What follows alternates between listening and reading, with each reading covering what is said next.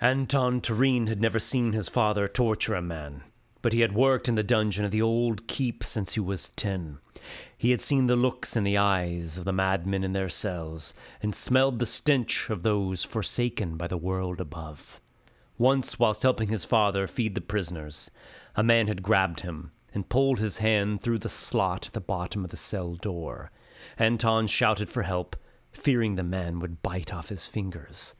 Instead, he felt only a coarse beard, along with a tongue sopping at his palm. Anton's father had come running to his aid. He got the cell door open, then beat the man inside with a club. "I've got a son too!" the prisoner had screamed. "My son!" He dragged the man off to the torture chamber, but Anton refused to watch. He shut his eyes and plugged his ears to dole out the shrieking. When finished, his father threw the man's tongue at his feet. "You watch out, do you hear me? Better a sewer rat bites you than one of these shit socks." That night, Anton had been unable to sleep. It was not so much the image of the man's severed tongue, nor his father's anger, nor even the sensation of his hand in the clutches of the madman in the cell. It was the thought of being locked away, cast into darkness and isolation for years on end, until the salt from a boy's palm came to represent life itself. The man in the last cell was sleeping. "He's always asleep." Anton removed the empty plate from the cell through the door slot and replaced it with another one. "Boiled onions and cabbage, a bit of stale bread, a chunk of, something greasy." Anton had served the same fare yesterday. He rapped on the door with 2 fingers. "Supper!" he spoke into the opening at the base of the door. "Prisoner, do you want your supper?" The only sound was Shy Mathis in the adjacent cell, devouring his own meal. "Not much use calling at that door," Mathis said with a mouth full of food. Anton stood, stepped up to Mathis's cell, and opened the little metal plate affixed near eye level. When he peered in, he saw the man slurping and licking whatever remained on his plate. "Do you know the man in the last cell?" Shy Mathis squinted up at the young man. "Don't nobody know him." The paleness of his skin glowed in the dim, and his beard was a tangle of grey moss. "He knows him!" exclaimed Parston from behind. Anton turned around and opened the viewing hole in Parston's door. The man had arrived some 2 years back, fat and rowdy. Now he was a bag of loose skin that did not fit the skeleton still alive underneath. "Are you saying that Mathis is lying to me?" Yes, yes, yes, yes." Each repetition of the word was more agitated than the last. "Everyone knows he's a liar. Liar, liar!" "Stop shouting!" Anton raised his voice. "Oh!" Parston winced. He rubbed his knuckles over and over his cheeks. "Why would Mathis lie to me?" "He's done it before. He done. Every other word that comes from his mouth is a lie." "No, no," Shy Mathis whispered. "I learnt never to tell another lie." The old man had been captured many years ago at a battle Belnaroon fought against Eaterglen. Anton's father had pried many secrets out of him, along with a few teeth, and left him whimpering about how he would never lie again in his life. "Another lie!" Parston squawked. "He talks to the man in the last cell whilst everyone else sleeps. They're digging an escape. A tunnel. Going to escape in a year and a day." From the open hatch came the tinkles of him pissing into a puddle. Castle Belnaroon was a water castle, and the old keep had quite the collection of puddles, rivulets, and flooded halls. "We cannot have an escape." Anton kept his tone flat. He closed the door plate and latched it shut. "Mathis." He went back to the old man's cell. "I'm not lying, master. I wouldn't. I can't." Shy Mathis had such a weak voice. "You can search my cell. Please, I want you to see for yourself. You can always trust me. Boston is as mad as they come, and you are as pitiful. Anton took the lamp from its wall hook. Turn around. Face a corner. The old man obeyed. He unlocked the door, pulled it open, and took his club in hand. There ain't no escape tunnel in here. Please look. I'm good. Mathis whispered into the corner. I'm good. Anton plugged his nose, using only the muscles in his face. The stench of human filth hardly reached him there, and the cloth mask over his mouth kept him from tasting it on the air. The cell was cramped, as all the others were, perhaps 8 feet in length. The surfaces were stones, rough and aged, and their mortaring was crusted with mold. The young man's lamp fed illumination into the room. One corner had a chamber pot, another a bed of rotten straw, the third had a puddle catching drips from the ceiling, and the last had shy Mathis, whispering, "I'm good." The skin on the back of the old man's head was pallid and spotted. Anton could make out each bone that composed his spine, but he had no interest in counting bones. The young man looked over the floor and the walls. One of the larger stones had a crack in it, no wider than a stem of a leaf. He tapped the area with his club. He pushed at it too, but it held firm. I see no makings of a tunnel in here. Anton rubbed his thumb upon the haft of his club. I think you told me true. I told you true. Shy Mathis echoed the words to the corner he faced. I told you true, master. You haven't seen my father in quite a while, nor the torture chamber. Let's keep it that way. Oh, yes, Mathis sputtered. Anton checked the cell one more time, scanning the stones and prodding them here and there with the tip of his club until he was confident there was no cause for concern. As he turned to leave, the old man muttered something. Did you say something, Mathis? Can I touch you, master? Just your feet? A tinge of cold wriggled into Anton's belly. Ask me that again, and I'll beat you blind. Hit me. The whisper limped through the silent spaces between the puddle's drips. What did you say? Anton saw Mathis cowering, wringing his veined hands over his head. With your hand, hit me. Anton clenched his club. Disgusting. He stepped from the cell. Please, master. Shy Mathis was weeping. Please hit me. When the door shut, it cut off the whispers in the dark. Is it true? You used to be the court wizard? For the 7th day in a row, Anton Tureen asked the question to the man in the last cell. I heard that Lord Weddock himself sent you down here. It had been his father who told him so. He stood there, squinching his eyes at the viewing hole. The man was curled up in the corner, sleeping. If not for the rising and falling of his torso, he would have seemed a corpse.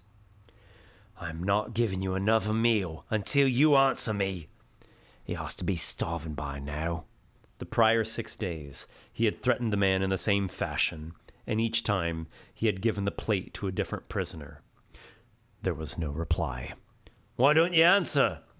Prisoner, are you truly asleep? Anton wished he could unlock the door. I'd get him awake. Oh, I would. His father said Lord Weddock had taken the key and instructed that no one ever open the cell door. Why mustn't we open it? Anton had asked his father. The Lord pays us to obey, not to question him. The answer felt like a slap. Was the man asleep or awake when they brought him down? Hell be cold if I knew. Was the Lord's men that brought him. Didn't tell me much of nothing except that they was taking a key.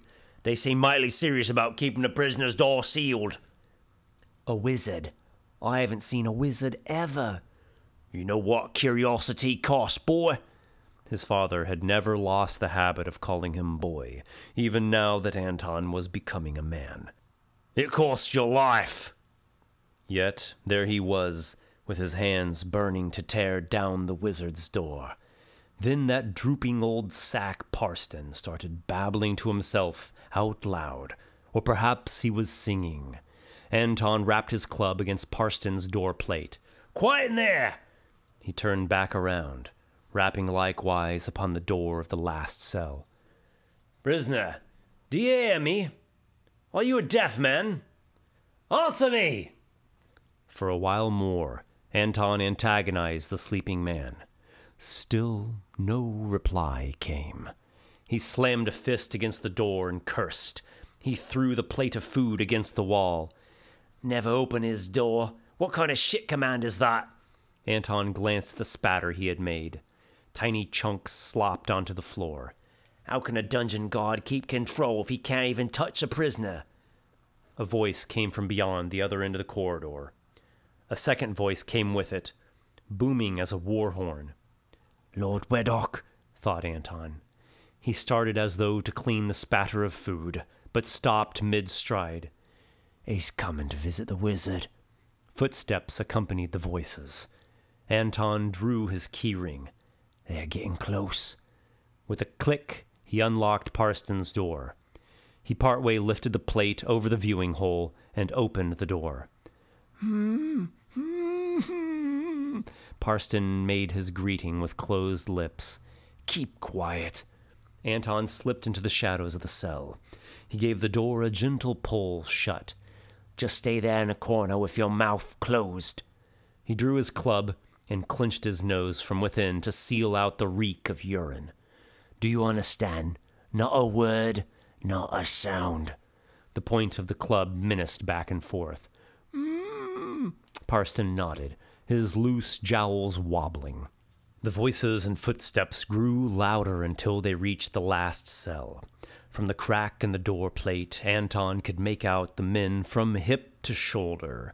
They were three, a dark green tunic and a cloak of wolf's fur fastened by a golden brooch, a suit of mail and gloved hands holding a polearm, and a blue tunic covered by a mantle of yellow wool. "It smells fouler every time I come down here," thundered the one in green and wolf's fur. "I can't imagine it ever improving, my lord." That voice was light, almost feminine, and it came from the blue and yellow one. "Where's the young warden, Master Tyrene's son?" "He appears to be away, my lord." "I was told he'd have the watch at this time." "Perhaps he's with his father, punishing that stable boy whom Ryan Cadolin found abed with his daughter." "Jeremy, just open the damn door." When Lord Weddock ordered this, the man in mail produced an iron key. The guardsman coaxed the lock, then jerked at the handle. The door opened with screeching hinges. The man in the woolen cloak lit a blue candle. He entered first, followed by the guard, and last, the lord. Anton strained his eyes at the crack in the viewing hole. There was little to see. He heard their voices, but what were they saying? Parston made a sound, half a cough, half a sputter. Anton saw that the man was turning around. "I told you to remain silent and face the wall," he rasped. Parston smacked his lips, huffed from his nose, and gulped back a whimper. "How difficult can it be just to stay quiet for a few minutes?" Anton flexed his grip on his club. "Damned madmen." The voices in the last cell rose a pitch, but they were too muffled for Anton to make sense of them. They could have been arguing, or berating, or even chuckling. Why do they sound so far off? "Escape!" Parston blurted the word out. Anton jabbed his club into the prisoner's ribs. "Shut your mouth!" Parston winced. He put his hand over his own mouth and bit down. He turned to face Anton, chewing at his palm and muttering. "This shit sock is gonna cause me real problems." Anton raised his club. "One more sound, and I'm gonna make you sleep. Now turn around!" The flaps of Parston's skin shook as he trembled. Blood trickled down his hand where he was biting it. His face pulled free, swinging side to side. "That man! He tries to escape whilst everyone sleeps!" Anton heard the Lord and his men moving once again. He took a quick peek through the slit and saw them exiting the last cell. He's digging a tunnel! Parston's mouth was bubbling. He's going to... Thud! The club connected with the prisoner's temple. He slumped over onto his side, his head landing an inch from his pissing puddle. If he was dead or merely knocked senseless, Anton knew not. His only concern was whether Lord Weddock had heard anything. How can you be certain if it's real? The Lord's question was rife with agitation. I tell you, it is, insisted the man in the yellow cloak, extinguishing his candle. It looks false. Lord Weddock pointed to whatever the mailed guard was holding. My lord, you have been looking at but drawings of it your whole life. The yellow one was not without his own irritation. Reality is not the same as artists' fancies. The rest better be down there. Yes, they better. The man unfolded a section of cloth and motioned for the guardsmen to face him. In the instant before they covered the object, Anton saw it. The thing was an idol made of some metal duller than gold and more textured than tarnished bronze, with an expression of bulging eyes and a gaping mouth. Once they had secured their treasure, the mailed one locked the door to the last cell, and they headed back whence they had come. Anton looked at Parston. In the gloom he saw 2 dark lines running from the man's nose and mixing into the puddle. He touched the prisoner's chest. His hand felt the heartbeat beneath the skin and bone. Look what you made me do. Why couldn't you just keep your damn mouth shut? He left the madman as he lay. You were speaking just then. Anton thought of the man in the last cell. He approached and opened the viewing hole. Hello in there, he called. Speak, prisoner. Anton's skin prickled with anticipation. There in the shadows was the prisoner.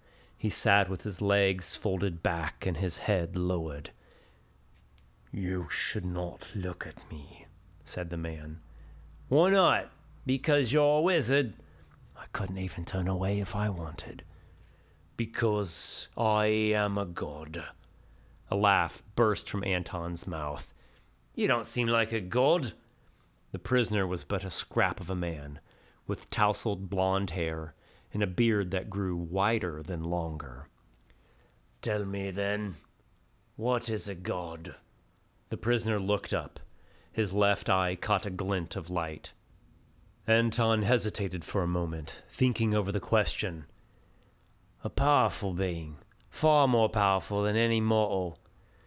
Do you know what a paradox is, guardsman?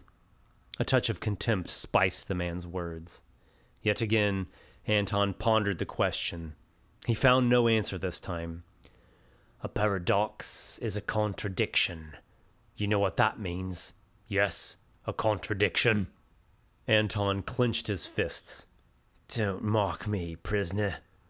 Or else what? You will bang on my door and scream like a child. The man held his gaze.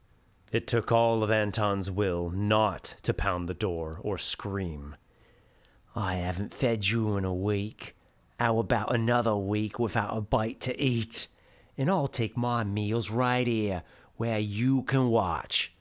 You think a god has need for mortals' food? Shadows shifted upon the man's face, suggesting a smile. Paradox, godsman. A god is a being of great power, yet everyone and everything is constantly seeking that power. Imagine a king whose vault lies open for anyone to plunder. He is capable of destroying all of these thieves, but if he did so, he would lose his very source of wealth. He is also capable of sealing his vault, but if he did this, he would shut himself off from all of existence. This one's madder than all the rest. Anton produced little more than a grunt. I think you were the court wizard, but you went mad racking your mind over ideas that have no answer. I can see how you would speculate that from your narrow little point of view. The prisoner stood and walked to the door. In better light, his skin showed patches of discoloration. Anton scoffed. I saw a group of philosophers once. They were skinny like you, withered old men who spoke nonsense. They did nothing but confuse people. Then walk away, guardsman. You wouldn't want to hurt your head. You try to command me one more time, and I'll starve you to death. Anton set his jaw and stared the man straight on. Am I frightening you? The prisoner lowered his brow. Ha! Laughed Anton. Walk away, guardsman, and never talk to me again. I warn you, the dangers of speaking directly with a god are beyond your comprehension. You're the maddest shitsock I've ever seen. Your aggression is a shield over your fear. The man cracked a smile. His eyes did not blink. Play your role, O master of the dungeon. Put on your cap and face mask. Hide behind your thick skin. But tonight, you will go to your chamber, shut the door, and lie in the dark. You shall know, in the depth of your heart, that you are alone. Alone in your body, alone in your soul, a leaf drifting upon the wind, who will die alone and be forever forgotten. The man in the last cell turned, laid himself down upon a bed of straw, and fell asleep, as though he had never been awake at all. Parston never woke up. After lying unconscious for 3 days, he died. Anton found him, stiff and cold and gnawed in places by a rat. A week, Anton had told himself. I'm going to wait a week without feeding the man in the last cell. Neither am I going to speak with him. But after seeing the corpse of Parston, he could wait no more. Clunk, clunk, clunk. He hammered the butt of his club against the door of the last cell. "Madman!" he called into the shadows of the chamber. "Answer me, madman!" A moment passed in silence. "Damn you, answer me!" I sacrificed Parson for you. Droplets fell from the ceiling, and rivulets flowed between the grooves in the floor stones. New puddles were forming, whilst old ones crept outwards. "It must have rained," spoke the voice of Shy Mathis from the neighboring cell. "There's more water coming through." Anton ignored him. He yelled again at the viewing hole. "I've caught a rat, a big one, ready to squeeze out a brood of hungry pups. If you don't answer me, I'm going to turn them loose on you. Eaten alive by rats. Is that what you want?" After another quiet moment, Mathis started talking again. "Master, is Parston all right? Has he taken a chill in this dampness?" "Do you hear, Shy Mathis?" Anton asked to the merc of the last cell. "He worries over his friend. Well, his friend is dead, and he'll be too if you don't speak up. Do you understand, madman? If you don't answer me right now, I'm going to open up Mathis's door and beat him into a puddle of shit." Don't make me do this, madman. "Do you hear?" Anton struck his club against the metal plate in the middle of the door. "Boy, what in the hell are you doing?" His father's voice came cracking like a whip. Anton turned his head to see Master Tyreen, the true master, scowling. "We must keep control. What sort of jailer has no control over his prisoners?" He had expected the question to be rhetoric. "You must keep control over yourself," his father answered. He came up to Anton, still wearing the same frown. "I told you not to bother with that man. Bring him his meals. Take away his empty plates. Watch for escape attempts. Nothing more." "I believe he is attempting to escape. Digging a tunnel out." Anton felt Parston's words coming out of his own mouth. "Even with tools, it would take a man months to tunnel out of here." Master Tyreen eyed his son. His gaze was as cold and hard as the surrounding stone. "I'll let Lord Weddock know your suspicions when he visits tomorrow." "He's coming here tomorrow?" Anton's mind lit at the thought. Yes, and I need you to have this hellhole cleaned up. The older man gave a look to the water dripping and collecting about the corridor. Focus on all this damned flooding. Yes, Father. What of the prisoner you struck? The one that used to be fat? I found him dead this morning, Anton almost said. He sleeps still, Father. Master Tyrene's scowl tightened all the more. You best hope he wakes, boy. We was paid well to keep him. I do hope so, was all Anton replied. Throughout the day and evening, he worked at sopping up the water leaking into the dungeon. It was the kind of work that left him feeling as though he had accomplished nothing at all. Every time he came near the end of the corridor, he worried over what to do about Parston. I didn't mean to kill him. That old bony bag was weaker than I realized. But his thoughts turned to Lord Weddock's visit the following day. He's coming to visit a man in the last cell yet again. I have to see what happens. I have to. Anton's mind circled over and over, such that he found no rest that night. When he and his father took their breakfast the following morning, he said that he would be about town for needed supplies whilst Lord Weddock was visiting, being that the Lord wanted privacy after all. He did not go out to town afterwards, however. He went straight down to dead Parston's cell and hid inside with the door plate cracked. There he waited, with the corpse stench already lacing the air. He breathed through his mouth, covered by his face mask as usual, and thought all manner of wild ideas concerning the man in the last cell. When Lord Weddock finally arrived, Anton's heart pounded. There came a group of 3, as before. The Lord was laughing. And he worries that the prisoner is trying to tunnel out of the old keep. The man in the yellow mantle snickered along with him. Well, at least you can count your jail warden as faithful in his duties. Jeremy, open the door. Yes, my lord, responded the one suited in mail. The yellow one lit a blue candle and entered first.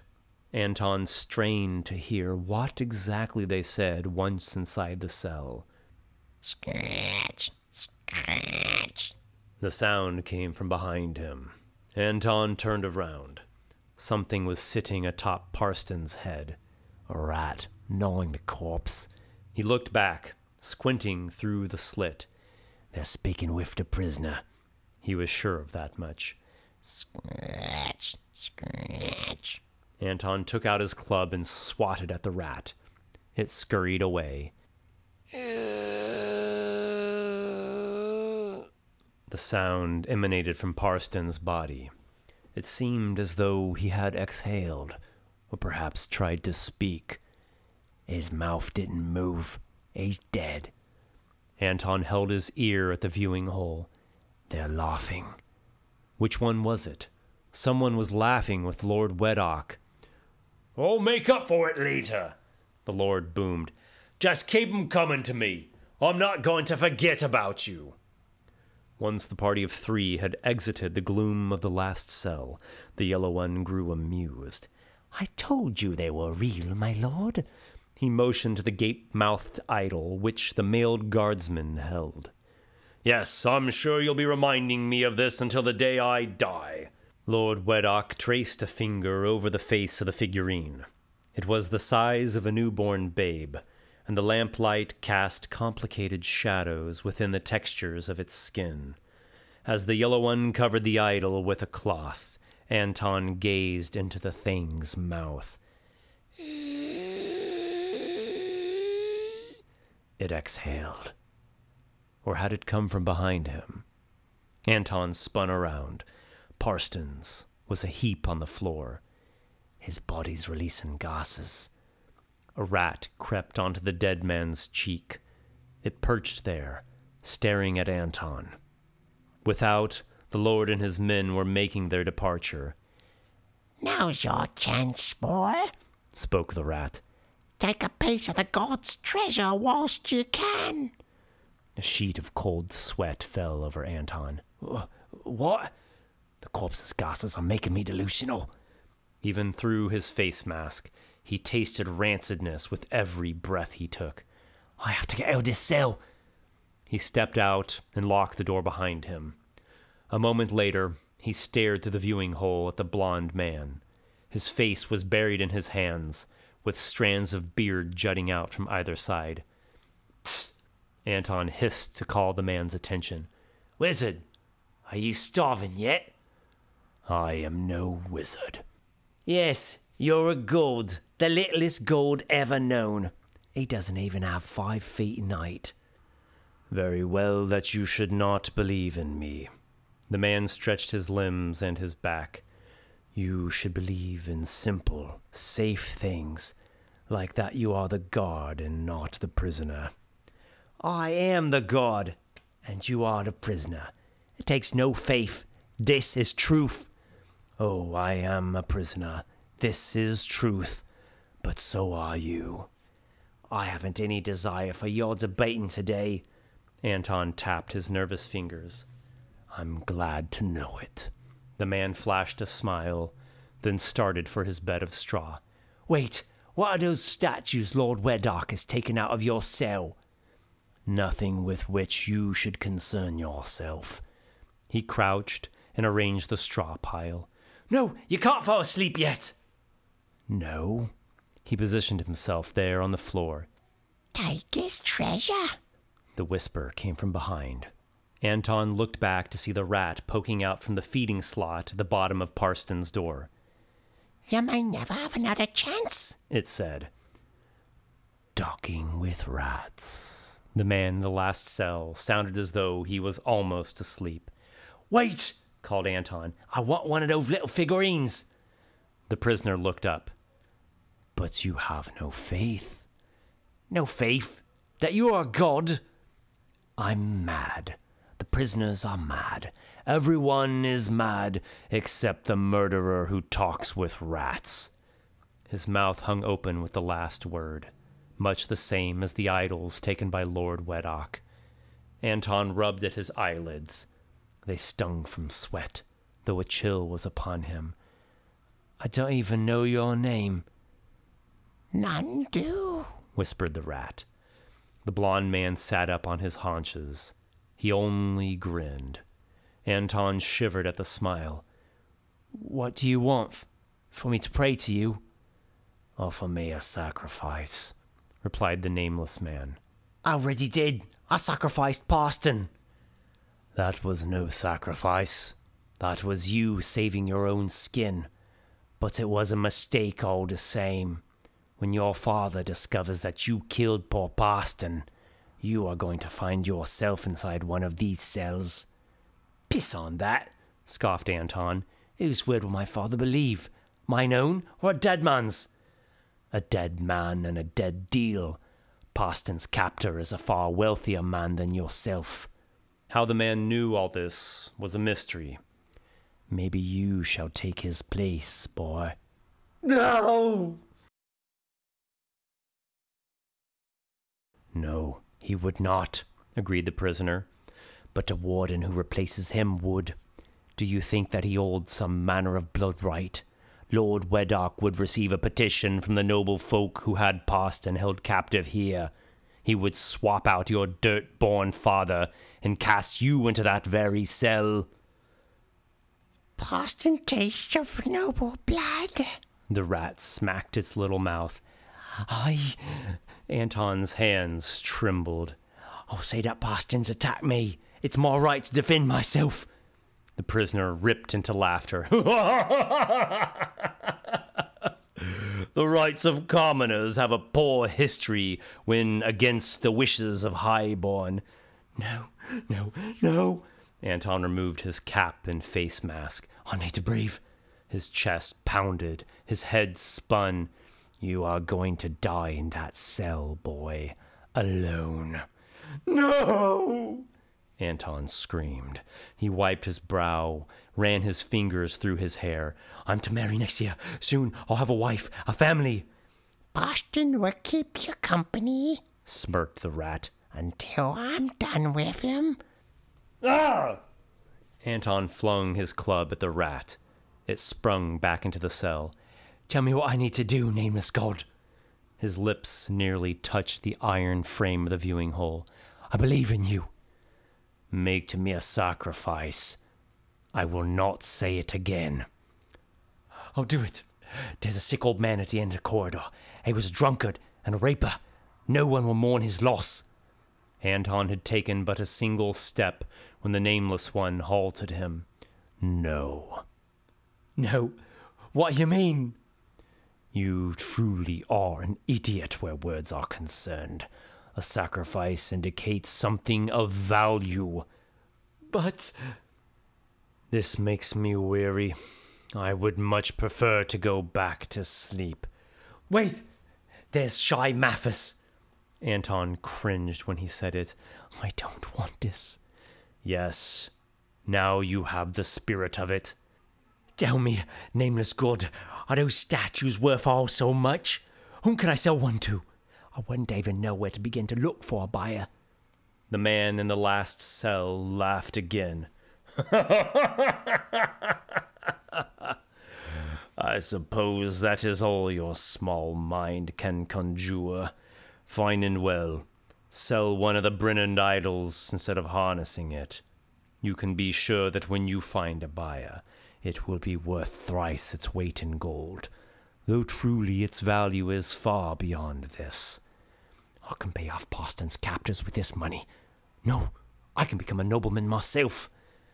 His mind immediately drew up an image of himself in finery, welcoming his father into his manor. I agree, oh nameless god. He picked up his club, then produced his keyring. His hands shook and his eyes adjusted poorly, but he managed to get the right key into the door. Swinging it open, he called, "Mathis!" The old man stirred from his straw bed. Yes, master. I heard a deal of shouting. Is all well? Come here, Anton commanded. Shy Mathis rubbed his eyes. He stood up. Is this a test, master? I promise to obey you and your father. Yes, I'm good. Yes, this is a test. Anton waved him forward. Come with me. I'm good, master. I haven't done nothing but tell the truth. Mathis shuffled up to the entryway. This way. Taking the old man's shoulder, Anton positioned him in front of the last cell. Look inside. Oh, he's awake. I don't want this. Yes, he's awake. Give him a good look over. Hello, fellow. What's your name? Anton squeezed tight his grip on his club. He brought it down with all his force. It hit the back of Shy Mathis's skull with a crack. The old man fell over in a fit of convulsions. Anton struck him again. Sounds broke free from his throat, without thought, without direction. Put his blood onto the lock, instructed the nameless god. Take your hand and spread the blood all about the lock. Anton dipped his fingers in the puddle of warm red. They shook more than ever. As bidden, he smeared the entirety of the lock. Now touch the blood to my hand. As you say. He could scarcely form the words.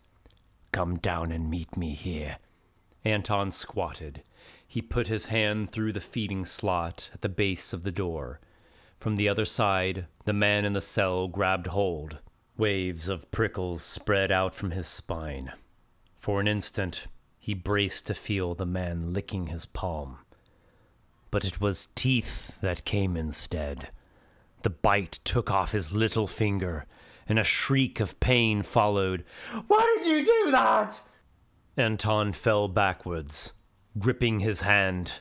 It throbbed, and with each throb, he felt the bite anew. Damn you! My finger! You curse the god with whom you just claimed to honor. The voice resonated throughout the corridor. It hurts. Thus is sacrifice, boy. Anton clutched his pulsing, weeping knuckle. He heard the blond man saying something in a low voice. A click issued from the lock. The door swung open. And now you may enter my domain. Show me the way to the idols, Great One. Anton stepped into the cell. There was a faint smell like incense and iron. See there a stone that is marked. Move it aside. The nameless god pointed with a blood-stained hand. Anton found the stone on the wall that faced Shy Mathis's cell. It pulled free indeed. On the other side was a narrow tunnel descending into blackness. I need a lamp. Face the gloom below, ordered the nameless god. The Brennand buried their idols with courage.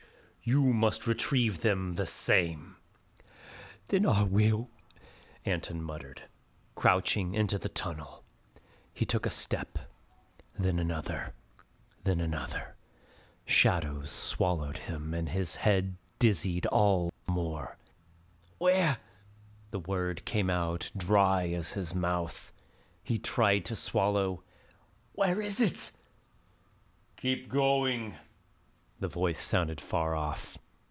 In full dark, Anton inched forward.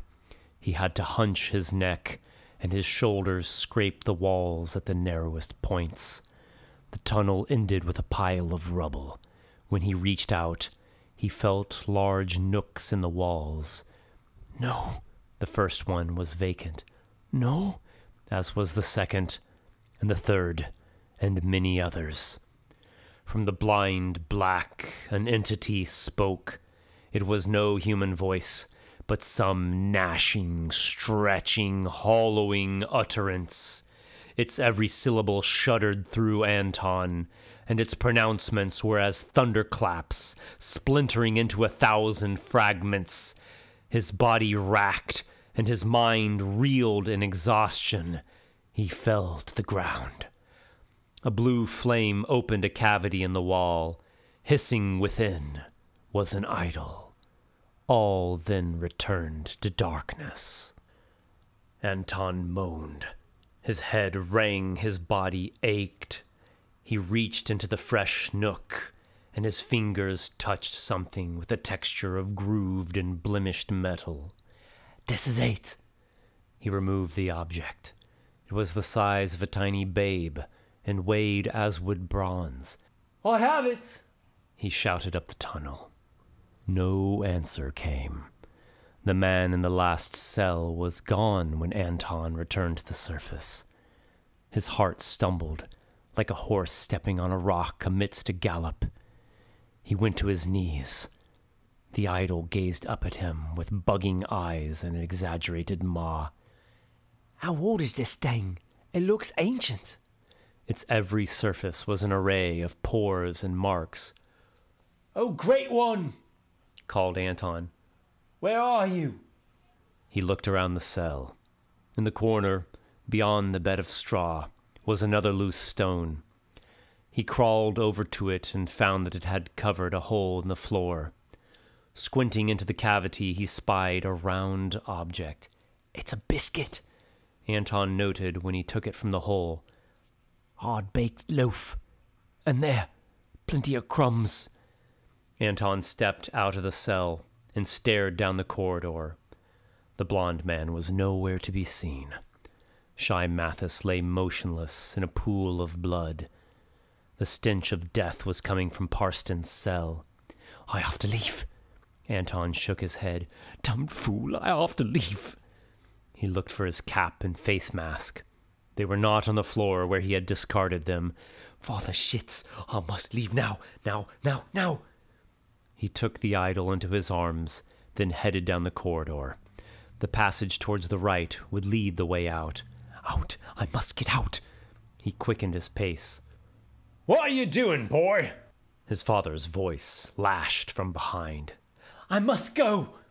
Anton went without looking back. Go where? I thought you were in town. I've something important I must do. You'll understand one day. Come here! No!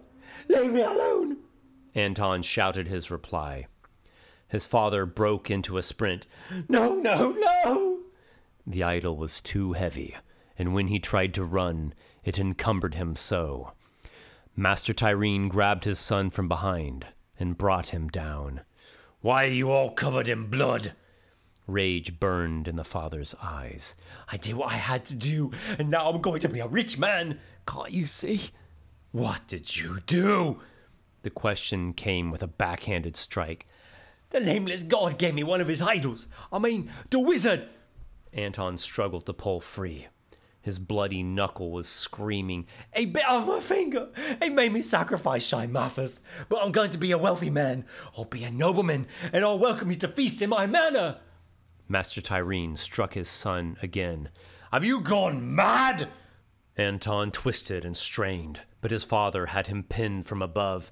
I kept control of the prisoners. Just let me go.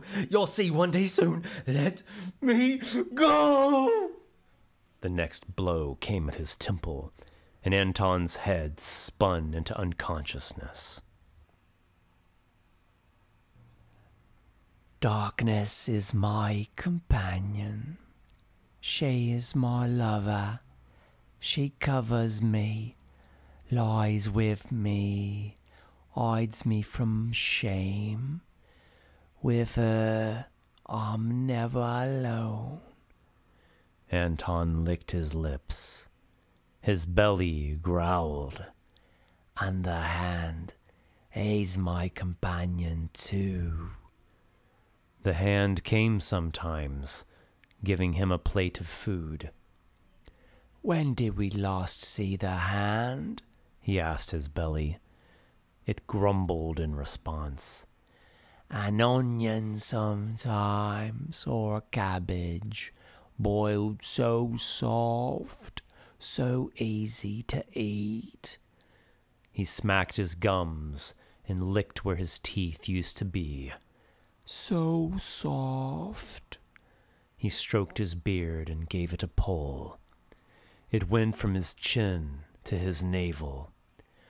Sometimes it's a piece of meat. What kind of meat did they give us? His belly did not know, nor did it care.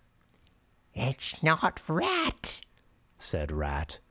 No, no, no, no, Anton agreed. Certainly not rat. I would never eat you. You're my companion too. I'm good to my friends. I'm good. I'm good, he repeated to himself. I'm good to my companions. Darkness, hand, belly, rat. I'm good. And with them, I'll never be alone.